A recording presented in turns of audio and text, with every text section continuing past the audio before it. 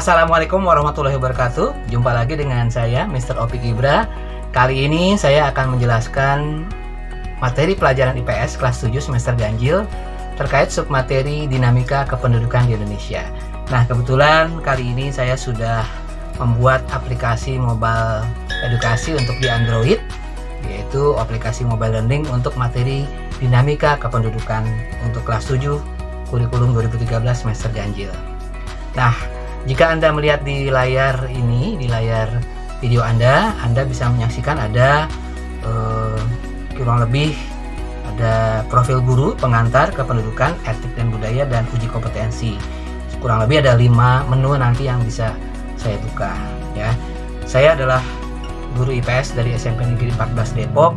Saya belakangan ini aktif di sosial media, terutama dalam menekuni dunia inovasi pembelajaran di dalam membuat inovasi terkait media pembelajaran.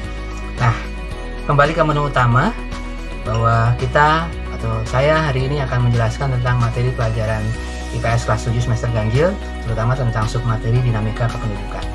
Nah, jika Anda melihat di layar di sini, di layar mobile learningnya, di sini tertulis di pengantar bahwa Indonesia adalah negara kepulauan dengan potensi sumber daya manusia yang sangat besar. Jumlah penduduk yang tinggal di Indonesia mencapai 256 juta jiwa, itu menurut data daripada World Population Data Sheet PPDS tahun 2015. Jumlah penduduk tersebut merupakan hasil dari dinamika penduduk. Dinamika penduduk adalah perubahan jumlah penduduk pada suatu wilayah yang disebabkan oleh 3 faktor, yaitu kelahiran, natalitas, mortalitas, dan perpindahan atau migrasi. Nah, kita kembali ke menu utama. Sekarang saya akan membuka menu kependudukan. Nah, di menu kependudukan ini, yang pertama akan kita bahas tentang jumlah penduduk. Indonesia memiliki jumlah penduduk yang sangat besar. Berdasarkan data kependudukan dunia tahun 2015, bahwa jumlah penduduk di Indonesia itu bisa sampai dengan menempati urutan keempat di dunia setelah Cina, setelah India, dan setelah Amerika Serikat. Jumlah penduduk Indonesia mencapai 256 juta jiwa. Nah, jumlah penduduk yang besar ibarat pisau bermata dua. Ya, di satu sisi kita bisa menjadi keuntungan bagi bangsa Indonesia dengan jumlah penduduk usia produktif yang berlimpah. Namun di sisi lain, bisa menjadi kerugian bila jumlah penduduk yang besar itu memiliki kualitas yang rendah. Dilihat dari apa? Dari pendidikan, dari kesehatan, dan kesejahteraan. Kita buka menu berikutnya. Yang kedua adalah tentang persebaran penduduk. Persebaran atau distribusi penduduk adalah bentuk penyebaran penduduk di suatu wilayah atau negara. Ya, apakah penduduk tersebut tersebar merata atau tidak? Ya, persebaran penduduk dapat dikenali dari kepadatan penduduk. Kepadatan penduduk merupakan indikator adanya perbedaan sumber daya yang dimiliki oleh suatu wilayah. Wilayah yang memiliki sumber daya yang lebih baik sumber daya fisik maupun manusianya, akan cenderung dipadati penduduk. Ya. Kondisi persebaran penduduk yang tidak merata merupakan sebuah permasalahan tersendiri bagi pelaksanaan pembangunan di negeri kita. Salah satu cara untuk memeratakan jumlah penduduk di Indonesia adalah dengan melakukan perpindahan penduduk dari daerah yang padat ke daerah yang jarang penduduknya. Nah, perpindahan penduduk tersebut tentu dapat dilakukan dengan keinginan sendiri maupun diprogramkan oleh pemerintah kita. Lanjut. Yang ketiga, tentang komposisi penduduk. Komposisi penduduk adalah pengelompokan penduduk berdasarkan usia atau umur, berdasarkan jenis kelamin, berdasarkan masa pencaharian, berdasarkan agama, berdasarkan bahasa, berdasarkan pendidikan, berdasarkan tempat tinggal, berdasarkan jenis pekerjaan, dan lain-lainnya. Nah, sekarang kita akan bahas tentang komposisi penduduk berdasarkan usia. Komposisi penduduk berdasarkan usia atau umur dapat dibuat dalam bentuk usia tunggal. Permasalahan dalam komposisi penduduk lainnya adalah apabila jumlah penduduk dengan usia di bawah 15 tahun dan usia di atas 65 tahun jumlahnya lebih besar dibandingkan dengan jumlah yang berusia produktif sekitar 15 sampai dengan 65 tahun. Nah, hal tersebut dapat menyebabkan penduduk usia produktif menanggung hidup seluruh penduduk usia non-produktif. Sebaliknya, jika semakin kecil angka ketergantungan, akan semakin kecil beban dalam menopang kehidupan penduduk usia non-produktif. Lanjut, yang bagian B, komposisi penduduk berdasarkan jenis kelamin. Komposisi penduduk berdasarkan jenis kelamin juga penting untuk diketahui karena dapat digunakan dalam menghitung angka perbandingan jenis kelamin atau sex ratio. Perbandingan tersebut dapat digunakan untuk memperkirakan bentuk pemberdayaan penduduk sebagai sumber daya manusia sesuai dengan karakteristiknya. Misalnya berkenaan dengan pekerjaan, tanggung jawab, serta bentuk pengembangan pendidikan dan pelatihan yang sesuai dengan potensi dan kemampuan penduduk. Pada zaman dahulu, kaum lelaki lebih dominan untuk berusaha atau bekerja dan mempertahankan diri.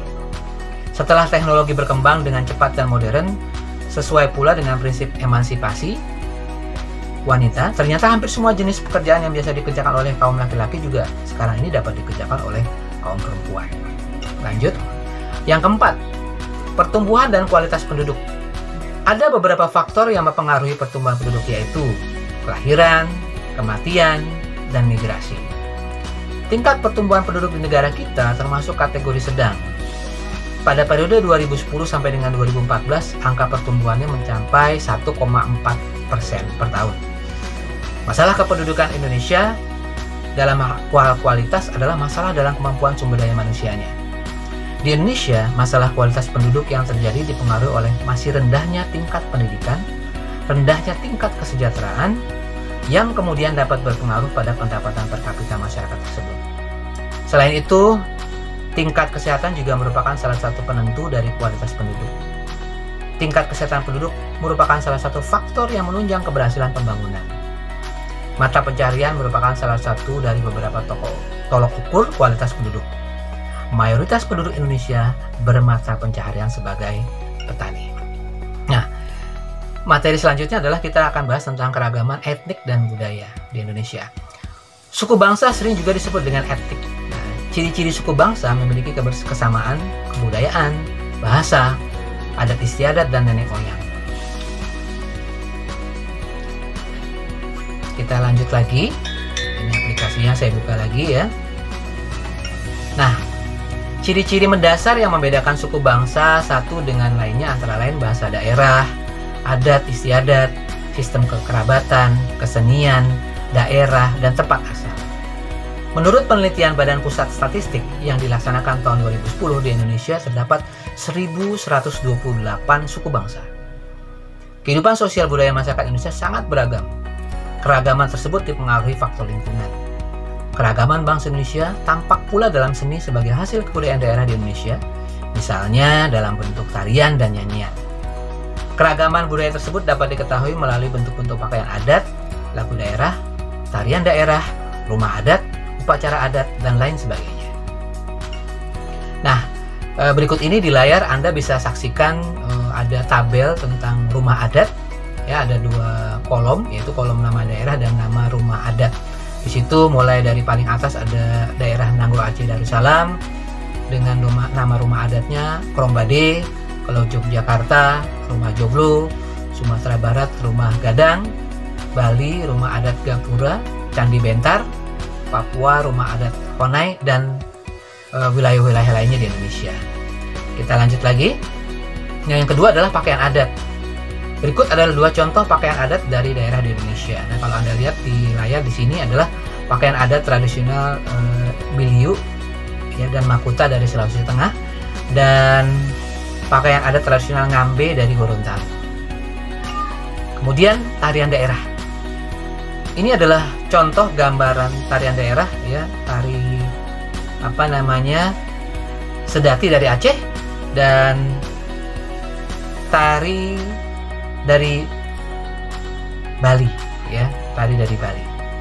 Nah, selesai bahasan kita, dan di bagian akhir di aplikasi mobile learning ini tentang dinamika kependudukan, saya sudah menyiapkan tombol uji kompetensi. Nah, ini ada 10 soal pilihan ganda. Jika Anda melihat di sini sudah siap mengikuti uji kompetensi, siap, kita klik siap. Nah, di sini nanti siswa bisa berlatih mengerjakan 10 soal berdasarkan materi yang barusan saja sudah saya bahas. Nah, ini saya akan asal saja untuk mengetik ya, supaya tidak terbuka semua kunci jawabannya. kita lihat di sini. Nah, ini kebetulan salah. Kemudian nama rumah adat di Sumatera Barat adalah, nah ini saya pilih B. Soal selanjutnya, komposisi penduduk berdasarkan jenis kelamin penting untuk diketahui karena dapat digunakan dalam bentuk angka perbandingan. Nah, ini seperti ini jawabannya. Kita lanjut. Nah, permasalahan dalam komposisi penduduk salah satunya apabila jumlah penduduk dengan usia di bawah 15 tahun dan usia di atas 65 tahun jumlahnya lebih besar dibandingkan dengan yang usia produktif. Nah, kita pilih yang B. Struktur penduduk Indonesia lebih banyak pada penduduk usia muda. Hal ini sebagai akibat dari masih tingginya angka kelahiran. Ya. Kita lanjut lagi. Dinamika penduduk adalah perubahan jumlah penduduk pada suatu wilayah yang disebabkan oleh faktor-faktor. Nah, ini kita coba pilihannya ini. Ya. Lanjut. Beberapa daerah di Indonesia penduduknya masih sangat sedikit atau masih kekurangan jumlah penduduk, underpopulation. Contohnya daerah yang memiliki kepadatan penduduk rata-rata hanya 4 jiwa per kilometer. Ini ada di daerah mana? Ya, kita pilih aja ini. Ya. Kemudian soal nomor 8, pengelompokan penduduk berdasarkan usia, umur, jenis kelamin, mata pencaharian, agama, bahasa, pendidikan, tempat tinggal, jenis pekerjaan dan lain-lain disebut dengan komposisi penduduk. Soal nomor 9, ini ada gambar rumah adat dari Aceh yang disebut dengan apa tadi? Ya, betul. Korongbade. Lanjut soal terakhir, ciri-ciri mendasar yang membedakan suku bangsa satu dengan lainnya adalah, nah pilihannya adalah yang D. Nah, kita lanjut. Oke. Salah satu benar 9, nilainya 90. Oke, jika Anda ingin mengulangi tes, tinggal klik ulangi tes, atau ingin membuka materi, tinggal klik garis yang tadi itu. Ada kependudukan, etik budaya maupun uji kompetensi termasuk juga pengantar. Demikian materi video pembelajaran kali ini yang terkait dengan dinamika pendudukan. Semoga bermanfaat bagi Anda semua. Terima kasih. Assalamualaikum warahmatullahi wabarakatuh. Tetap semangat.